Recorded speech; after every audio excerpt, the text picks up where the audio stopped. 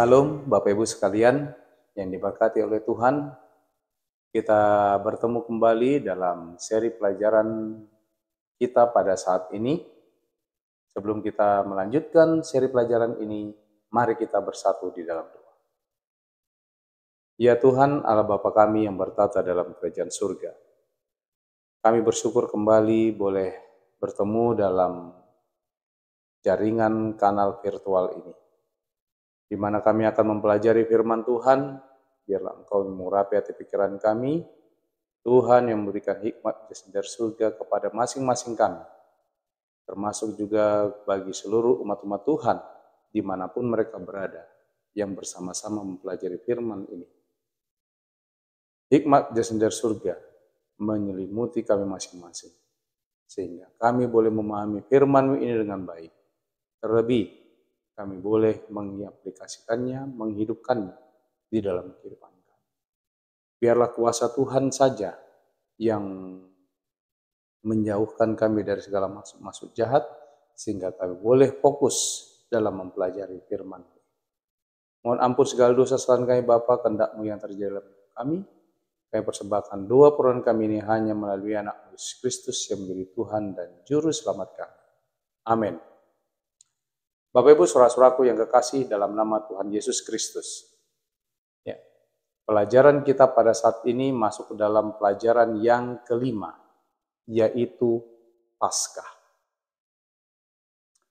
Sebagai ayat inti dari pelajaran kita pada saat ini diambil dari kitab Keluaran pasal 12 ayat 26 dan 27. Bapak Ibu sekalian, dikatakan bahwa, dan apabila anak-anakmu berkata kepadamu, apakah artinya ibadahmu ini? Maka haruslah kamu berkata, itulah korban Paskah bagi Tuhan yang melewati rumah-rumah orang Israel di Mesir, ketika ia menulahi orang-orang Mesir, tetapi menyelamatkan rumah-rumah kita. Fokus pelajaran saat ini yaitu kitab Keluaran pasal 11 ayat 1 sampai kitab Keluaran pasal 12 ayat yang ke-30. Bagian pertama dari pelajaran kita ini kita mau lihat sebagai pendahuluannya Bapak Ibu sekalian. Tulah yang ke-10 Bapak Ibu, ini adalah puncak dari semua tulah. Orang harus mempersiapkan diri mereka dengan benar sebelum tulah itu datang. Karena nyawa menjadi taruhannya Bapak Ibu. Hidup atau mati menanti setiap anak sulung yang membuat setiap keluarga berada dalam kewaspadaan yang sangat tinggi. Setiap keluarga harus menjawab pertanyaan penting. Haruskah kita percaya kepada Tuhan dan penjagaannya agar kita hidup atau mengabaikannya? Satu-satunya jalan menuju kehidupan ini ditandai dengan menerima darah anak domba yang tidak bersalah. Pada waktu ini Bapak Ibu sekalian, perayaan Paskah pun ditetapkan agar semua keluarga boleh merasakan pembebasan dari Tuhan secara bersama-sama. Para guru jangan lupa menjelaskan kepada anggota kelas tentang inti utama pelajaran ini. Yaitu apa? Yesus Kristus adalah anak domba Paskah. Yohanes 1 ayat 29, 1 Korintus 5 ayat yang ke-7. Bapak Ibu saudara-saudaraku yang kekasih, hanya dalam Dia kita memiliki kehidupan sejati dan kehidupan yang kekal. Kehidupan ini dijamin di atas kayu salib. Yohanes pasal 11 ayat 25, Yohanes pasal 12 ayat 32, Roma 5 ayat 6 sampai 8 dan 1 Korintus 1 ayat 18, 23 dan 24. Bapak Ibu sekalian, perayaan Paskah ini membuat Yesus menetapkan sebuah upacara baru bagi para pengikutnya. Pada perjamuan terakhir, Yesus makan daging domba Paskah bersama murid-muridnya yang menunjuk pada dirinya sendiri. Dengan demikian Bapak Ibu sekalian, Kristus mengalihkan fokus pengikutnya kepada perayaan baru yang akan mengingatkan mereka berulang kali pada peristiwa paling penting dalam sejarah bumi dan alam semesta, yaitu pengorbanannya yang sempurna di kayu salib bagi kita. Bapak Ibu saudara-saudara yang kekasih, kita merayakan persekutuan ini dalam perjamuan kudus ketika kita mengingat kehidupan dan kematiannya untuk kita. Matius pasal 26 ayat 26 sampai 29, 1 Korintus 11 ayat 23 sampai 26. Desain ulang Paskah dari korban anak domba ini menjadi anak domba yang hidup, Bapak Ibu sekalian, yaitu Yesus Kristus, adalah pelajaran yang sangat dalam yang harus diingat dengan jelas selama perjamuan kudus, serta dalam penerimaan pribadi setiap hari akan kematian Kristus bagi umat manusia. 2 Korintus 5 ayat 15 dan ayat 21. Kita lanjutkan pembahasan kita pada saat ini Bapak Ibu sekalian dalam subtopik latar belakang sejarah. Tutmose III tahun 1504 sampai 1550 sebelum Masehi mengangkat anaknya Amenhotep II 1450 sampai 1425 sebelum Masehi, yang sebenarnya bukan anak tertuanya, menjadi pemerintah bersama-sama dengan dia, tetapi hanya untuk waktu yang singkat. Kemungkinan besar tidak berada di Mesir selama 10 tulah karena sedang terlibat dalam operasi militer, Bapak Ibu sekalian. Setelah ia kembali, ia menerima berita yang menghancurkan bahwa ayahnya telah meninggal di Laut Merah saat mengejar orang Israel. Keluaran 14 ayat 28, Keluaran 15 ayat 4, dan Mazmur 136 ayat 15. Dan bahwa juga saudaranya, anak sulung Firaun, telah meninggal dalam tulah yang ke-10. Keluaran pasal 12 ayat 29. Bapak Ibu saudara-saudara yang kekasih, penghakiman pelaksanaan antara Allah ini menimpa seperti yang telah diprediksi dalam serangan 3 arah terhadap anak sulung laki-laki Mesir, hewan-hewan mereka, dan dewa-dewa mereka. Keluaran 12 ayat yang 12. Firaun sudah memperingatkan dengan jelas, tetapi dia menantang peringatan ilahi serta permintaan berulang dari Musa untuk tunduk pada tuntutan Allah agar bencana ini bisa dihindari. Bapak Ibu sekalian, Firaun dengan keras kepala menolak untuk menaati Allah. Dan ketidaktaatannya menyebabkan kehancuran yang tak terbayangkan bagi bangsa Mesir. Setiap keluarga terkena dampaknya, Bapak Ibu sekalian. Pengaruh dari tragedi ini segera terasa dan orang-orang Mesir memohon agar bangsa Israel meninggalkan tanah Mesir. Bapak Ibu saudara-saudaraku, kita lanjut kepada subtopik yang berikutnya, yaitu anak domba Paskah. Banyak orang tidak memahami makna dan tujuan sejati dari pengorbanan serta motif di baliknya, Bapak Ibu sekalian. Ada perbedaan besar antara pengorbanan pagan yang dipersembahkan di kuil atau rumah kepada berbagai dewa dalam bentuk berhala dan pengorbanan sejati yang dipersembahkan kepada Allah yang hidup. Tuhan, Bapak Ibu sekalian, menetapkan aturan bagi persembahan ini dan memberikan instruksi yang jelas tentang mengapa dan bagaimana persembahan itu harus dipersembahkan kepadanya, beserta apa yang harus dipersembahkan dan siapa yang harus memimpin pengorbanan tersebut. Di balik semua pengorbanan yang tidak berdasarkan kitab suci, Bapak Ibu sekalian, terletak pemahaman bahwa pengorbanan itu adalah makanan bagi dewa yang bergantung padanya untuk pemeliharaan mereka. Sebaliknya Bapak Ibu sekalian, Allah yang hidup menyediakan makanan bagi semua orang. Mazmur pasal 104 ayat 14 sampai 27. Jadi Bapak Ibu sekalian, Dia tidak membutuhkan pengorbanan untuk memberi makan dan menopangnya. Singkatnya, pengorbanan bukanlah makanan bagi Allah yang di surga. Namun, perbedaan utama antara pengorbanan agama kafir dan pengorbanan yang alkitabiah jauh lebih dalam.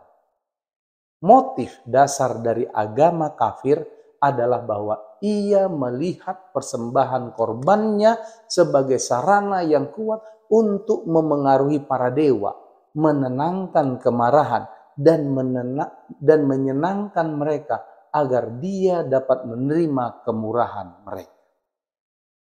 Bapak Ibu sekalian, para penyembah agama kafir perlu membawa persembahan kepada para dewa untuk menyenangkan mereka, memperoleh berkat mereka, dan menenangkan mereka agar para dewa tidak mencelakakan mereka lagi. Para penyembah kafir merasa perlu memberi yang terbaik kepada dewa-dewa mereka agar mereka bisa menerima perlindungan ilahi, kemakmuran, kesuburan, keamanan, dan perkenaan sebagai imbalan. Sebaliknya Bapak Ibu sekalian, pengorbanan menurut Alkitab adalah sarana dan cara yang disediakan Allah bagi kita untuk mendekatinya. Allah Bapak Ibu sekalian merendahkan dirinya, menyediakan rekonsiliasi dan keselamatan.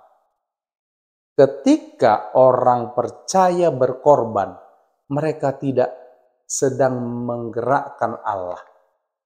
Mereka memberikan persembahan dengan memandang kepada pengorbanan tertinggi dari Yesus yang menjadi tujuan semua pengorbanan Bapak Ibu sekalian. Dengan demikian, mereka menerima Kristus sebagai juru selamat satu-satunya yang dapat mengampuni dosa mereka, menyelamatkan mereka, dan memberkati mereka. Bapak Ibu saudara-saudaraku yang kekasih, pada waktu peristiwa keluaran, darah di tiang pintu itu menjadi sebuah tanda. Keluaran pasal 12 ayat yang ke-13. Bahwa seisi rumah tersebut mengakui Tuhan dan ingin hidup sesuai dengan ajarannya. Tanda darah ini membawa penghakiman keselamatan bagi keluarga tersebut. Tuhan menyatakan Bapak Ibu sekalian, apabila aku melihat darah itu, maka aku akan lewat daripada kamu.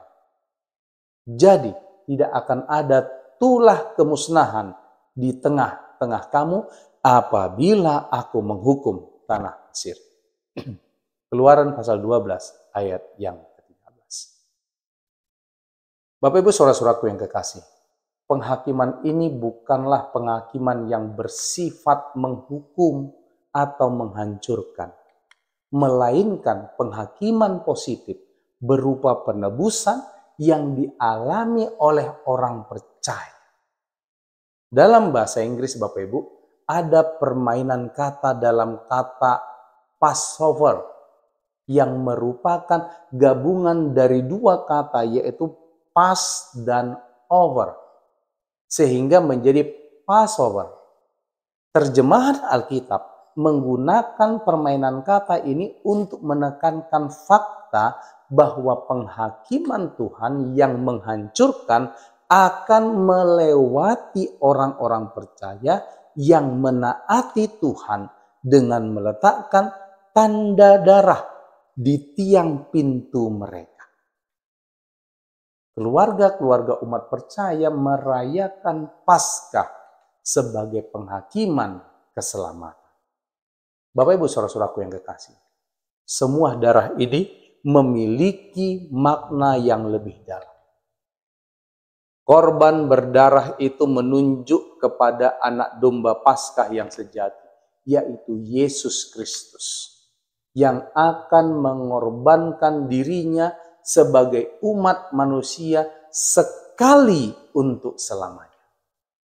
Dengan demikian, mereka yang menerima Dia sebagai juru selamat pribadi menerima janji bahwa mereka akan hidup bersama-samanya untuk selamanya. Yohanes pasal 3 ayat 16, 1 Yohanes 5 ayat 11 sampai 13. Bapak Ibu saudara-saudaraku yang kekasih, Allah menerima satu pengorbanan yang diberikan oleh hati yang menyesal, rendah hati dan penuh syukur. Rasa syukur atas apa yang telah Allah lakukan, bukan atas apa yang telah saya capai atau lakukan, ini harus menjadi motif utama yang lahir dari hati yang memuji Allah atas anugerah keselamatan. Bapak Ibu sekalian, Nabi Yesaya menekankan bahwa kita harus saling menguatkan karena penghakiman Allah bagi umatnya bukanlah bersifat kutukan, melainkan penebusan. Bapak Ibu sekalian, Tuhan yang penuh kasih, rahmat, dan kepedulian mengajarkan orang percaya untuk memahami penghakimannya. Katakanlah kepada orang yang tawar hati, kuatkanlah hati, janganlah takut. Lihatlah, Allahmu akan datang dengan pembalasan dan dengan ganjaran Allah. Ia sendiri datang menyelamatkan kamu. Yesaya pasal 35 ayat yang keempat. Bapak Ibu saudara-saudaraku yang kekasih, berikutnya dalam subtopik, yaitu mengajarkan anak-anak di jalan Tuhan. Allah memberikan instruksi yang tepat kepada umatnya tentang cara mengajarkan generasi berikutnya tentang diri dan perbuatannya yang dahsyat, Bapak Ibu sekalian. Dia memerintahkan mereka untuk merayakan Paskah setiap tahun dengan cara yang sangat personal. Apa yang terjadi pada nenek moyang mereka harus diceritakan sebagai pengalaman keluaran mereka sendiri. Seolah-olah Bapak Ibu, mereka adalah para budak yang ditebus oleh Tuhan dan melarikan diri dari Mesir.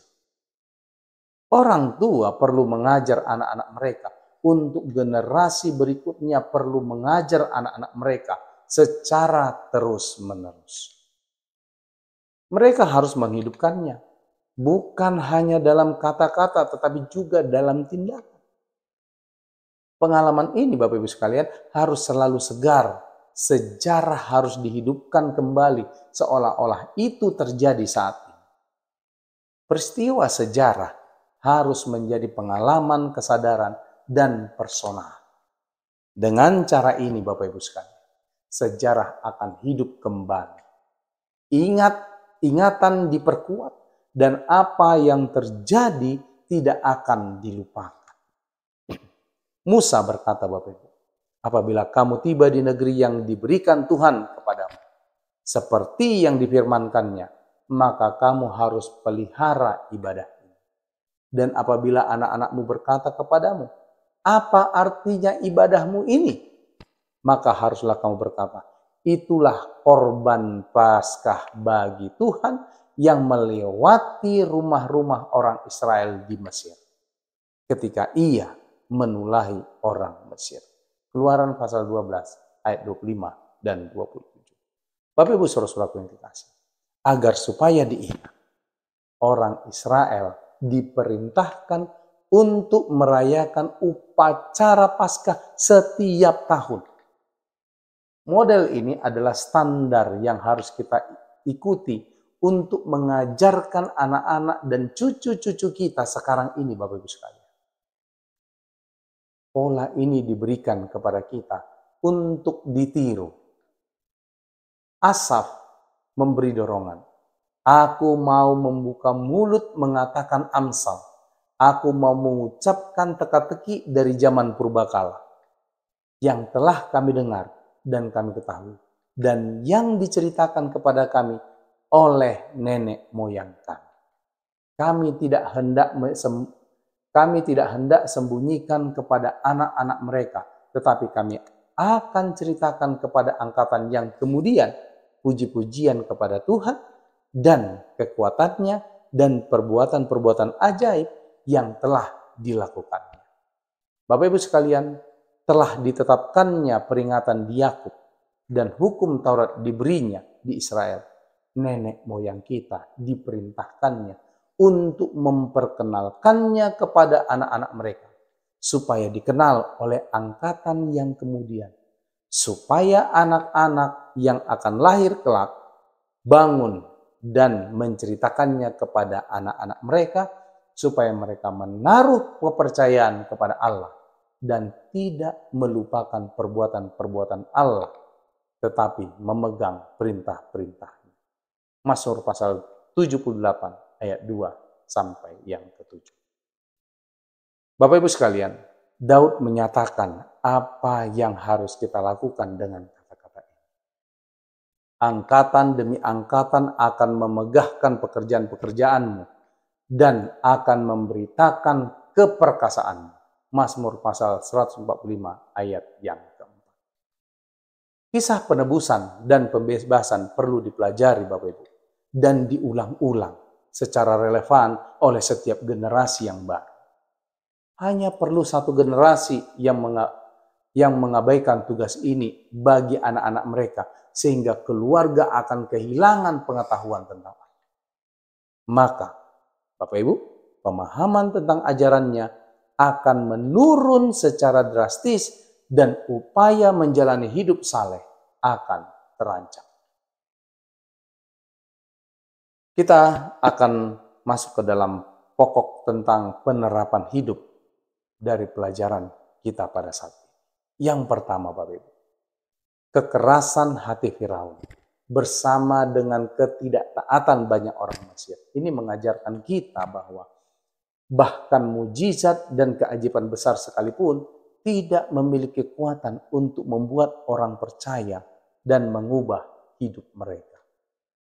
Yesus sendiri berkata, Bapak Ibu sekalian, jika mereka tidak mendengarkan kesaksian Musa dan para nabi, mereka juga tidak akan mau diyakinkan, sekalipun oleh seorang yang bangkit dari antara orang mati.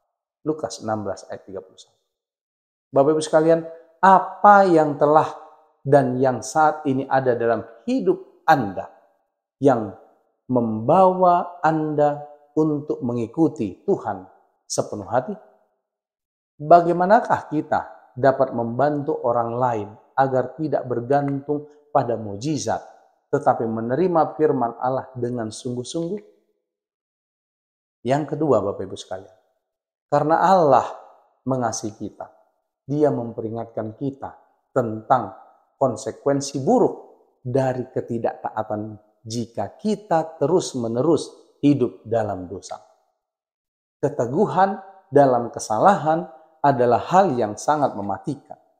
Oleh karena itu, Tuhan dengan kemurah hati memanggil kita untuk bertobat dan menerima anugerah keselamatan. Bapak Ibu sekalian, bagaimanakah kita dapat memastikan bahwa kita sepenuhnya menyerahkan diri kepada Yesus dan menerima keselamatan? Bagaimanakah kita dapat menanggapi peringatan kasih sayang Tuhan dengan serius agar tidak mengikuti jalan yang menuju kehancuran? Perangkap gangguan itu banyak sekali Bapak Ibu sekalian. bagaimanakah cara kita menghindarinya? Yang ketiga, Bapak Ibu sekalian, Musa dalam khotbahnya kepada bangsa Israel menekankan bahwa kita perlu mengajar dan mendidik anak-anak dan cucu kita sepanjang waktu tentang kasih Allah, kebaikan dan kebenaran. Haruslah engkau mengajarkannya berulang-ulang kepada anak-anakmu dan membicarakannya apabila engkau duduk di rumahmu, apabila engkau sedang dalam perjalanan, apabila engkau berbaring, dan apabila engkau bangun. Ulangan pasal 6 ayat yang ke-7. Bapak Ibu sekalian, bagaimanakah kita dapat mengajarkan anak-anak kita dengan cara yang menarik dan bermakna, tanpa membuat mereka merasa jengkel atau terpaksa, sehingga keluarga kita dipenuhi dengan pengetahuan tentang Allah. Tuhan memberkati kita. Bapak Ibu sekalian, untuk mengakhiri pelajaran kita pada saat ini, mari kita bersekutu dalam doa. Bapa kami yang di surga, terima kasih ya Tuhan, karena kasih dan berkat-Mu boleh memberkati kami. Kasih dan urapan Roh Kudus Tuhan dapat menjadi bagian kami yang sudah mengurapi kami di sepanjang pembelajaran kami saat ini. Tuhan, biarlah Engkau yang membantu kami juga untuk menghidupkannya, mengurapi kami dengan kuasa-Mu juga, sehingga kami boleh mengaplikasikan pelajaran yang sudah kami pelajari ini dengan baik di dalam kehidupan kami setiap hari. Ya Tuhan, kiranya Engkau yang tetap memberkati kami, memberkati seluruh umat-umat Tuhan, dimanapun mereka berada yang mempelajari firman. Biarlah pertumbuhan keimanan boleh menjadi bagian mereka masing-masing. Tuhan cukupkan kebutuhan hidup mereka dalam pergumulan-pergumulan kehidupan mereka. Tuhan, biarlah Engkau bantu dengan kuasa-Mu yang begitu luar biasa, mereka boleh selalu dimenangkan dan mereka boleh terus bergantung ke dalam tangan. Biarlah kiranya pertemuan yang baik, yang indah di dalam waktu boleh menjadi bagian kami, sehingga melalui kanal virtual ini kami boleh mengikuti setiap seri pembelajaran. Ampunilah kami Tuhan dari segala dosa kesalahan kami. Biarlah kasih karunia-Mu yang menyelamatkan kami dan yang menuntun kehidupan. Kami persembahkan dua peran kami ini Bapa, hanya melalui anak Yesus Kristus yang menjadi Tuhan dan Juru Selamat kami.